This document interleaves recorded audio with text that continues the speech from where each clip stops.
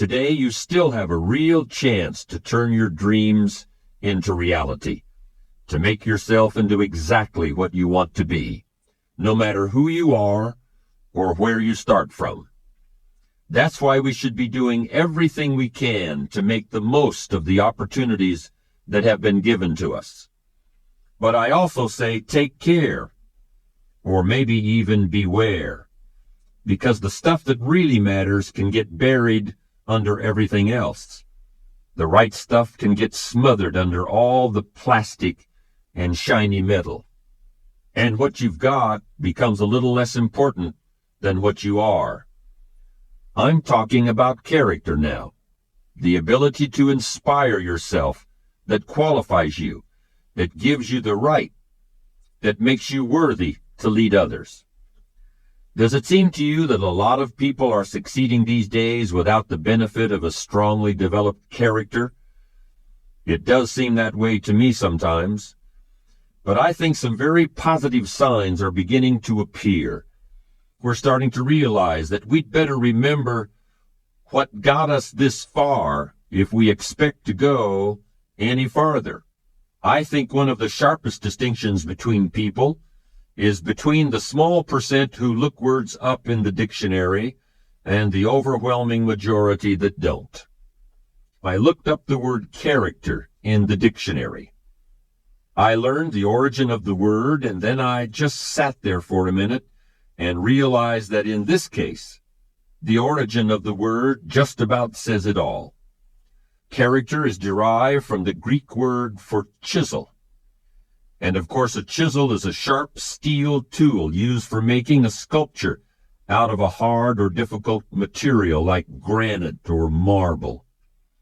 And a chisel is also used for stripping away waste material from an object, stripping away stuff that might get in the way in order to get down to the essential thing, the thing that really matters. You've got to chisel your character out of the raw material of yourself, just like a sculptor has to create a statue. The raw material is always there. Everything that happens to you, good or bad, is an opportunity for building your character. Character doesn't refer to other people. It doesn't refer to having power over other people or getting other people to follow you or gaining favor with other people. Character is something that you have and that you are. You could be marooned on a desert island and your character would still be important. In fact, it would likely be very important in that situation. But charisma wouldn't do you any good at all. Charisma requires the presence of others, while character is all about you. Character is the person you are after you've chiseled and have gotten past all the unnecessary material to what's underneath.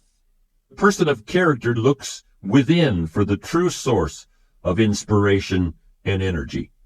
Powerful personalities often resist delegating authority, but it's an attitude of character for a leader to refrain from making himself or herself the indispensable heart and soul of an organization.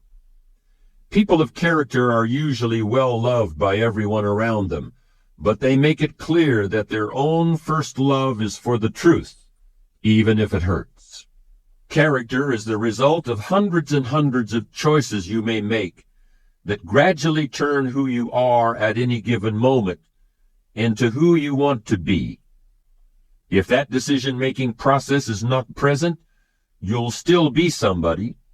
You'll still be alive, but may have a personality rather than a character. And to me, that's something very different. Character isn't something you were born with and can't change like your fingerprints. It's something you weren't born with and that you must take responsibility for making. You may not be able to cross the Rocky Mountains in a covered wagon, but you can still create a better life for yourself by crossing the mountains of your soul, and that may be even a greater challenge. There used to be a joke about football teams that lost every game. The coach would say, "We built a lot of character this year, didn't we?" as if character is something that you settle for when you haven't achieved what you really wanted, or as if character is something that automatically develops in you as a result of adversity. I don't buy that. I don't think adversity by itself builds character, and I certainly don't think that success erodes it. You can build character by how you respond to what happens in your life, whether it's winning every game or losing every game, or getting rich or dealing with hard times. You build character out of certain qualities that you must create and diligently nurture within yourself, just like you would plant and water a seed or gather wood and build a campfire. You've got to look for those things in your heart and in your gut. You've got to chisel away in order to find them, just like chiseling away rock in order to create the sculpture that has previously existed only in your imagination. But the really amazing thing about character is that if you're sincerely committed to making yourself into the person you want to be, you'll not only create those qualities, you'll strengthen them and recreate them in abundance, even as you're drawing on them every day of your life. Since ancient times, philosophers have seen it as the basis of all real achievement. This is the quality of courage. A truly courageous person is not someone who never feels fear, but who fears the right thing at the right time in the right way. Now, keeping in mind our idea that a courageous person is not someone who never feels fear, but who fears the right thing at the right time in the right way, let's ask ourselves if these fears really fit that definition. I think if we look a little deeper, we'll see that what really scares people about these situations is the sense that they're going to be helpless, that all their trust was placed in somebody or something, and now they've been let down and they can't do anything. They're helpless. But remember, you're never really helpless. And the sense that you are helpless, or that you might be if certain things were to happen, is something we really ought to be afraid of, and that we should refuse to accept. You're never just a victim of circumstances. No matter what happens, you're never without options that can get you back on track. It takes courage to recognize that, because it means accepting responsibility for your own future. But I would suggest that we should accept that responsibility because no one is really going to accept it for us, no matter what we may have been led to believe. Let me emphasize that underlying most fear is the fear of helplessness, of being victimized or being blown around by the winds of fate like a leaf is blown off a tree. But is that really a legitimate way of looking at things? To me, it sounds like being afraid of the dark, in which case the best thing to do is to get yourself up, out of bed, and switch on the light. After all, the people who built this country didn't feel helpless when they faced obstacles that we can hardly even imagine today. Your fears are about not living up to your ideals, about reacting instead of acting, about not taking advantage of the opportunities that are always within reach. A truly courageous person is not afraid of what might or might not happen next week or next year. He fears not making the most of every moment today. In ancient Greece, the philosopher Demosthenes went searching for an honest man, and he never found one. There was a time when telling a lie was very serious business. Lying was a very serious matter. It was also very serious if you accuse someone of lying. Today, a breach of integrity in a business matter might mean calling in the lawyers. But for hundreds of years in the past, calling someone a liar was the most common way to provoke a duel. Dishonesty was treated like a personal insult that demanded immediate redress. Everyone knew the big problems that could result if you got caught, so lying to another person took a certain amount of, what's the right word, foolish bravery maybe. But there's no such risk today, is there? Some people lie all the time without thinking about it. Most people know when they're being lied to, which they may find irritating, but they just accept it. Maybe they decide to become liars themselves. Many people don't feel the same kind of personal responsibility about paying debts promptly. And today, of course, we can put off paying for our purchases as long as we can make the minimum payment on our credit card. That pain that comes with having to shell out hard cash for something, the pain of maybe having to give something up in order to have this thing, we can avoid that pain. It's painful in just the same way that paying a big fat bill is painful. In fact, we even use the same words to talk about paying debts and telling the truth.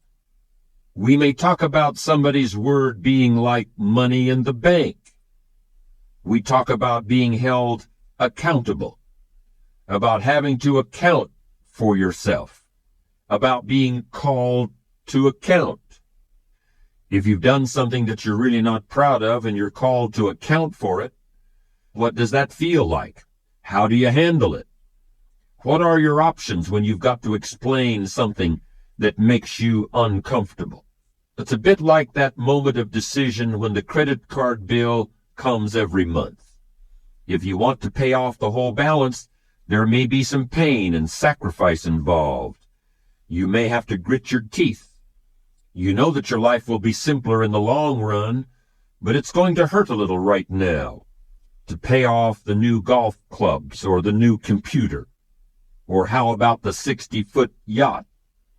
I don't actually know if you can put a yacht on a credit card, but I've certainly known people who would if they could. Gritting your teeth and paying in full can hurt. So quite often it seems easier to pay the minimum and delay the pain until next month. It's easier to float the truth of your finances off into a little imaginary plastic flying carpet and sail it into the mailbox. Of course, it's not really a flying carpet. It's more like a boomerang that's going to come around and hit you in the back of the head someday. What a tangled web we weave when at first we practice to deceive. Maybe you think I'm being a bit tough here. Am I really saying that in every instance you've got to tell the truth, the whole truth, and nothing but the truth? So if somebody asks me, "How are you today?" I'm supposed to say, "I got to be honest with you, I have a sore finger. Last night I had a headache, and I've got to admit that my foot hurts a little." No, that's not what I mean. In fact, I think there are many times when some flexibility with the whole truth and nothing but the truth is called for. However, planned lying, lying with an ulterior motive, lying for personal gain, that kind of lying is definitely something to be avoided. Remember what we said about courage? Courage is fearing the right thing at the right time and in the right way. Fear the temptation to misrepresent who you are or what you've done or intend to do. Trust who you really are. Trust your ability to earn the respect of others. Pay whatever price the truth costs. Pay that bill immediately, because in the long run, it's a real bargain.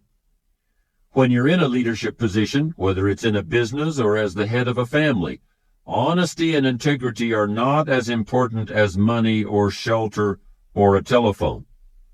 Honesty and integrity are infinitely more important than any of those things. You have the choice of how you will be seen, but you will be seen one way or the other. Make no mistake about that. Leadership of a family demands even higher standards of honesty and integrity. And the stakes are higher too. You can replace disgruntled employees and start over. You can even get a new job for yourself if it comes to that. but your family can't be shuffled like a deck of cards. It might be tempting, for the sake of consistency, to assert that you should always tell the whole truth exactly as you see it in every situation. But I've lived long enough in the real world to know things just aren't that simple. Shakespeare wrote of one of his characters, "Every man has his fault, and honesty is his. He is more honest than wise." Just as there is a difference between blowing hot air and premeditated dishonesty, there's also a difference between lying and recognizing the importance of diplomacy. How can you tell the difference? Your gut feelings will tell you. By the time we reach adulthood, I think most of us have extremely accurate ethical barometers built into our heads and hearts. We may choose to ignore what that ethical barometer tells us, but it's there nonetheless. When you're in a leadership role, I believe there's at least one situation in which you're almost always justified in stretching the truth to some degree. And here it is. You should overstate your degree of enthusiasm for your employees' work. You may use many carrots and very few sticks. Your recipe for dealing with subordinates should include at least 3 parts praise for every 1 part of criticism.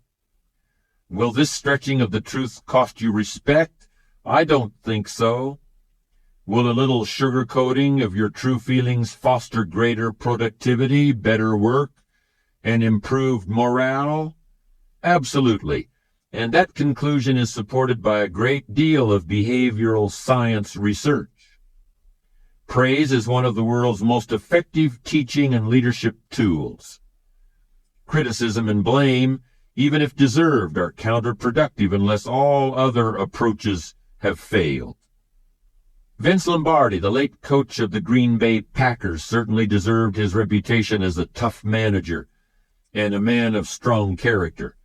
But even he knew the importance of building up people's ego. We can call it diplomacy or psychology or just plain flattery, but it often brings out the best in people, and it's the grease that keeps the machine of human interactions functioning smoothly. So honesty is the best policy, but sometimes a little less than total honesty is even better. We've been talking mostly about the importance of honesty and integrity in dealing with other people, but I want to conclude now by focusing on what those qualities mean to your relationship with yourself. I think a term from clinical psychology is useful here. The term is cognitive dissonance. And I'll use a quick example to illustrate what it means. Let's consider a man who is an expert on personal financial planning. He makes a good living advising people about life insurance, trust funds, and the various kinds of mortgages. But a great deal of his business is devoted to helping individuals who have gotten themselves deeply into debt, who need to tear up their credit cards and start saving instead of spending. Sometimes there is no alternative but declaring bankruptcy and starting over. We are so surprised when one day this expert on personal financial planning says that he is going out of business. I just can't take the pressure anymore. It's too much stress. We can understand that. It must be stressful facing the problems of one person after another who's gotten into trouble financially, to work through it with them day in and day out. But here is the big surprise. I'm the one who's in trouble financially, he suddenly admits. I'm behind on everything, even my car payment. And after lecturing about the perils of debt all day, I can't stand to look in the mirror anymore. Wow. This man is experiencing cognitive dissonance in an extreme form. He is trying to live with 2 conflicting images of himself in his head, and the strain is simply using up all his energy. He's fundamentally a good person. He really believes in doing the right thing, but that's the trouble. He knows he's living a lie, and the stress of that finally gets to him. You might be surprised by the percentage of high-level managers and professional people who secretly know that they're presenting a false image to the world.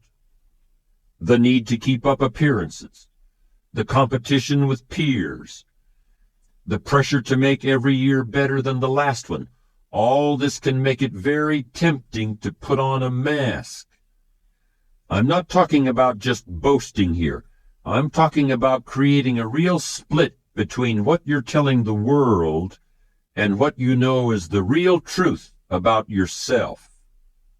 All the world's a stage, and to some extent we're all playing roles, but living with honesty and integrity can make it all a great deal easier. This is where ethics and psychology really overlap. Not only is it right to minimize cognitive dissonance, in the long run, it's a lot easier on your psyche. We all know people who have gotten ahead as a result of dishonest or unethical behavior. When you're a kid, you think that never happens. But when you get older, you realize that it does. Then you think you've really wised up. But that's not the end of it. When you get older, you see the long-term consequences of dishonest gain, and you realize that it doesn't pay in the end. I've seen people who have made millions with questionable business tactics, and I've also seen a higher percentage of health problems among those people than any insurance actuary could possibly account for.